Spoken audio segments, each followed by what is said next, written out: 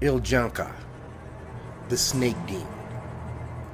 The myth of the snake is consistent in many pantheons all around the world. This snake demon is associated as a greater demon, associated with destruction, specifically of the living world, and is brought to us from Hittite, but also Greek and Semitic culture. We see very clear redundancy of this demon.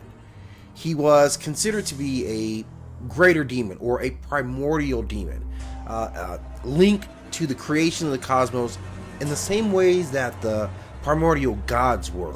They were forces of this new creation as well.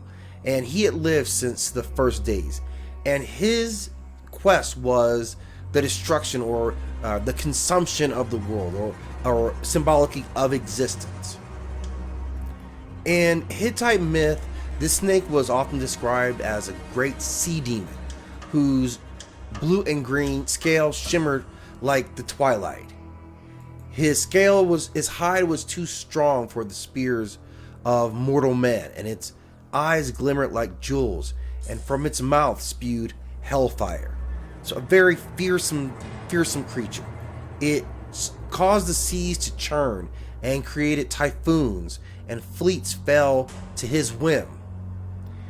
He was ultimately defeated by the weather god, who was Tarhun, who happened to be the supreme deity for this pantheon of Hittite belief system. And from the hide of the animal, the scales, he fashioned for himself an impenetrable suit of armor and claimed the jeweled eyes as his trophy. And in Canaanite beliefs, this story is relative to the story of Baal versus the Leviathan, and this creature is almost identical to the Greek monster that they would call Typhon, who was a crucial part of the story of Odysseus and his travels home after the Trojan War.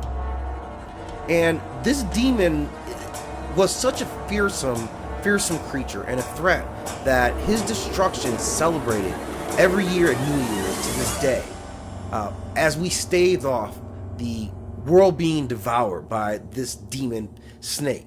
And this role is very similar, eerily similar to that of the story of Ragnarok and Thor, who was a storm deity who fought off that great snake who had wrapped himself around the world, the Midgardian serpent. And also in the myth of Kemetic beliefs, when Ra descended into the underworld at night, he was assaulted by a demon snake, and that was the Apep snake.